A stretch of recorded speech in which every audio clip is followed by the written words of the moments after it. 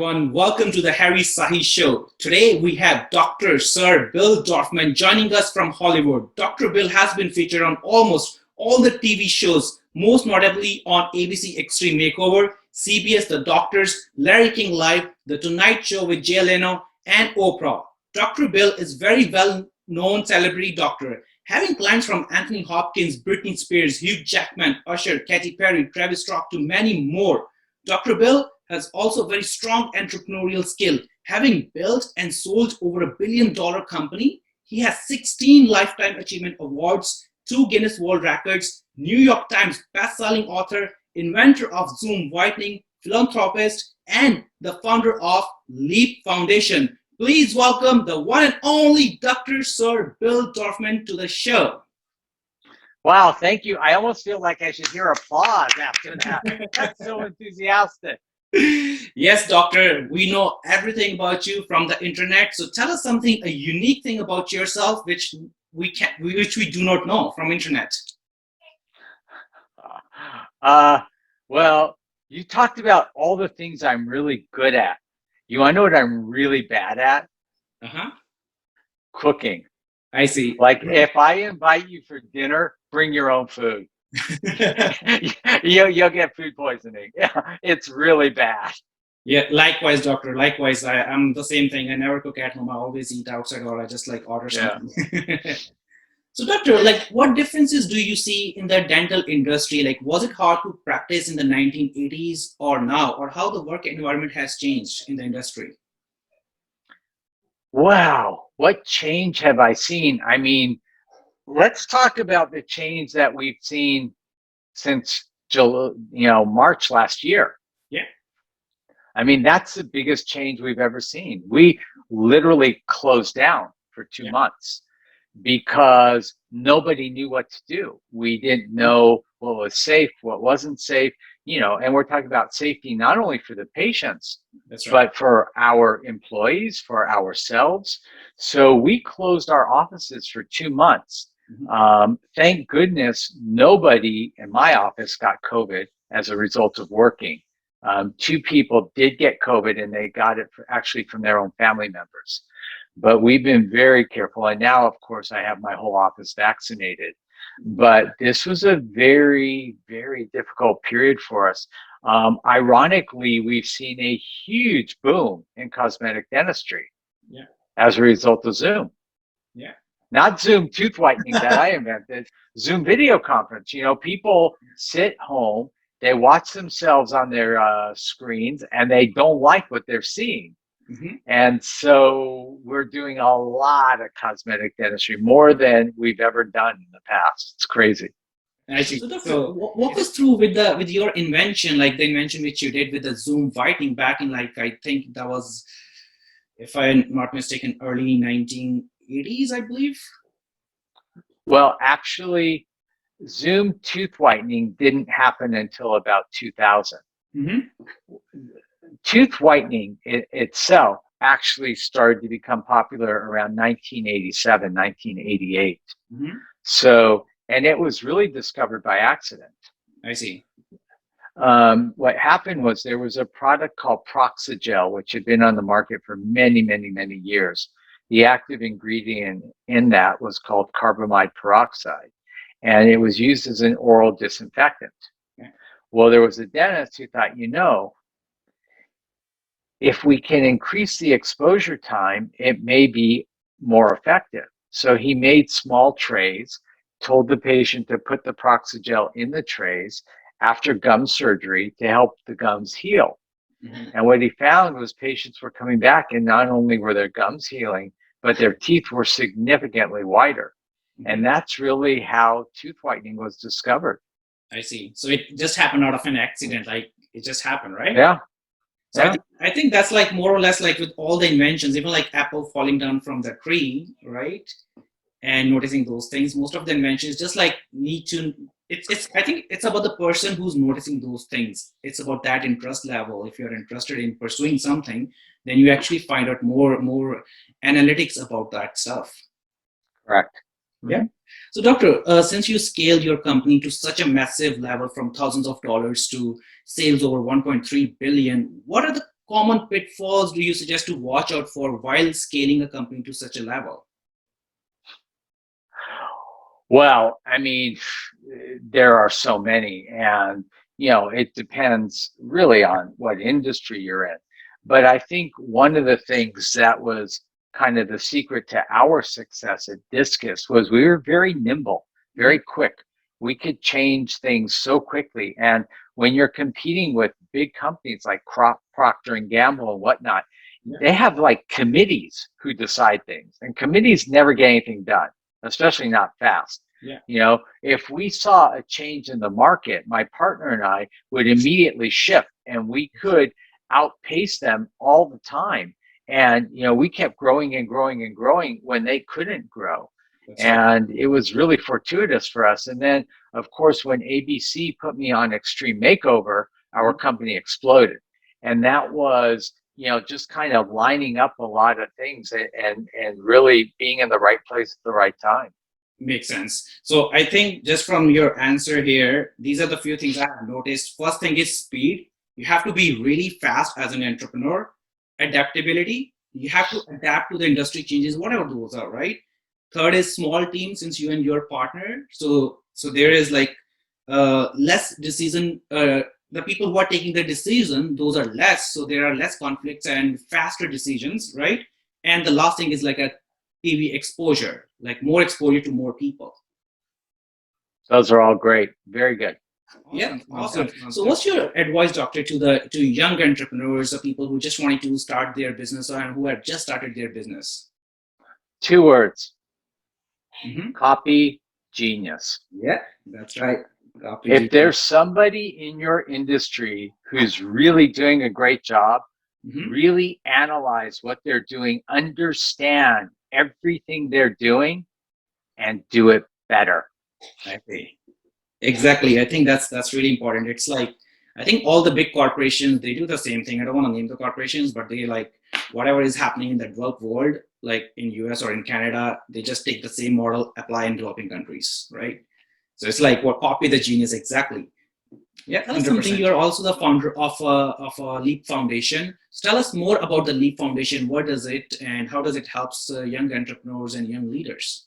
Yeah, so LEAP is a motivational leadership program for high school and college kids. Okay. We put it on every summer at UCLA. Last year is the first year we had to do it virtually, of course, but we get great speakers. Paula Abdul, Mark Wahlberg, Anthony Hopkins, Kathy Bates, Michael Strahan, Usher. I mean, on and on and on. And basically these people come and share their wisdom with my students and teach them what it was that really helped them become successful. And LEAP changes lives. In fact, I got a text message from a young lady today, just before we got on this podcast, saying, Dr. Bill, I just got my ACT scores back. I scored in the 98th percentile. I just got voted editor of our yearbook, and none of this would have happened had I not gone to LEAP. Yeah. So we changed lives. Talk about scaling this LEAP Foundation, because as you just mentioned, this is right now, it's only happening at UCLA, right? And there are it's wrong. Is it happening all over? It's happening. Well, we used to only do the live program at UCLA, and that will continue. However, with COVID, we had over 1,000 students participate because it was virtual. So this year, we'll probably have 50 students live and 10,000 students virtual. Awesome. Sounds good. And that's like all over the world, right? All over the world. Yep. Awesome. Since you are already impacting the leadership aspect through the LEAP Foundation, are you also doing anything on the startup side as well, like as a business coach or as an investor kind of thing? Well, I'm starting up 2 new businesses this year. Is that what you're talking about? Yeah, businesses, and also like as a mentor to other. Oh, yeah, sure. Who wanted to start their business. Yeah. Like. Oh, yeah. I mentor tons of kids. Yeah. In a lot of different industries. There's a young man I'm working with very closely right now who has a COVID testing center that's now transitioning into a COVID vaccine center. And I'm helping him build a business and basically figure out ways to, increase revenue there. I have another young lead graduate who's working with diabetes. And then I myself am launching 2 new products this year.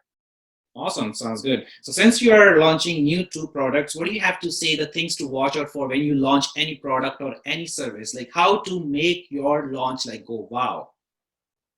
Don't mess it up. I mean, young people always say, Doctor, tell me the secret of success. It's not a secret. You work your butt off, and you look, successful people get stuff done. Period. You got to work hard and get stuff done. Nothing happens on its own. If I meet another millennial who tells me they're waiting for the universe to do something for them, I just want to shake them a little bit and say, hey, the universe doesn't care about you at all. Exactly. And never will. You need to care about you. You need to make things happen. And when you do get an opportunity in life, don't just take it, master it. Absolutely. There's a big difference. Look, when ABC put me on Extreme Makeover, dentistry was in my blood. TV, not so much. I see. I was horrible. If you watch the first few episodes, they actually should have fired me. That's how bad I was. But I was smart enough to know how bad I was, and I did something about it. I took acting classes, hosting classes, teleprompting classes, and I taught myself how to be effective on TV and in media. And that's not something you learn in dental school. Exactly. 100%, doctor. And I was also watching another one of your podcast and interview where you said, I never fail. And that's not out of arrogance. That's because I learn. I only fail if I stop, if I don't execute, right? Because execution is where the magic happens. You could have like thousands of ideas, tons of ideas. You could brainstorm on a whiteboard and all that. Until you execute, you won't know if it's going to work or not, right? So, totally. And you have to stop looking at unsuccessful attempts as failure and look at it as practice. Learning. If you do something and it doesn't come out the way you want, it's not failure, it's practice. And you do it again and again and again until you succeed. But the one thing you have to be aware of is, we're all driven into this mindset that practice makes what? Perfect. Wrong. Practice makes permanent. Yeah. So if you keep doing it wrong the same way, you're never going to get the right result. That's why mentors are so important. 100%. Look, when I started practicing dentistry in Beverly Hills, the last thing they needed was another cosmetic dentist. What'd I do? I called the 5 most successful cosmetic dentists in the area, and I went in and I asked if I could shadow them. But I didn't shadow like most students. I didn't just show up and watch them drill teeth and go home. I watched how they greeted the patients, the intake forms, the discussion they had, how they then brought them into the treatment room, presented the treatment, went over payment options, delivered the treatment, excused the patient, brought them to the front desk, had them pay. I mean, I watched the whole ball of wax. Exactly. And I took copious notes, and my goal was to have the most successful practice in all of Beverly Hills. And literally within 2 years, I did. Absolutely. I think that's really important, like noticing those fine details, because if it's only about learning, you could open up a YouTube, you could just go on Google and learn, right? It's about like, in a practical life situation, just observing those minute details, like who's taking the notes, like how the doctor is greeting the person, who's taking the patient from the reception to the actual doctor's room, and what's doctor saying, and what do they say when it's done, right? Or the whole process. Absolutely, doctor. Absolutely. Since I would say, like, of course, as a dentistry, it's in a doctor field, but it's also a very service-driven business, right? So, what do you have to say to those businesses that how can they get better at customer services? Ask your customers. What am I doing right? What am I doing wrong? The most powerful word in the English language has 3 letters. A-S-K. Ask. Just ask people. You may think what you're doing is great, and your customers don't appreciate it at all. So just ask them. Perfect. I think that's really good. All right, doctor, we have some really rapid fire questions and some of the really like funny questions as well. So we wanted to understand that as well. So let's say if Netflix wants to do a documentary on your remarkable career, what would it be called? Uh, the Dr. Bill Show. Exactly. Awesome. So, doctor, who is your favorite Hollywood actor and actress? Well, without a doubt, Anthony Hopkins, my friend, Awesome. and somebody who I literally am so enamored with him and his work and everything about him. And I'll tell you, as an actress, I just love Paula Abdul. She has been so incredibly supportive with LEAP and has helped us raise thousands and thousands and thousands of dollars and has spoken at LEAP every year I've asked her to. So those would be my top two. Perfect. Perfect. Awesome. So let's say, would you be considering starting your own dental school? 100% no. Okay. Who needs that much headache? Oh my gosh, no, no, no, no. You know what? I've worked really hard my whole life. I started working at the age of 5. I never stopped. Yep. I don't need to own a dental school. Way too much aggravation. Yeah, absolutely, doctor. Like I actually read about your like your humble beginnings, like how you worked so hard, like in the early days. I mean, I and watched in one of your interviews that you always mentioned that I wasn't born with a silver spoon. Like we were poor, and I worked really, really hard where I am today. You know, and that's very, very, very inspiring. There are absolutely no words to put that across. But the only thing the learning from your career is, if you think, if you thought something in your head that this is what you want to do it in life, there's absolutely no force on the planet which can stop you to achieve that, right? Right. Awesome. Perfect, doctor. Is there anything else, doctor, would you like to add on to the show? Yeah, I would like to say that I have been so fortunate to interview so many amazing celebrities, and we started a podcast with all these. So if you go to my Meet the Mentor podcast, Mm-hmm. it's Awesome. really exploded. We're number 1 in Yemen, number 2 in Iceland, number 3 in Finland, and I think in the 90th category in 90th place in the category with 47,000 podcasts in the US. Wow, that's really cool. We will also include the link on YouTube and when the podcast Thank you. get Thank you. published on Spotify and all the different platforms.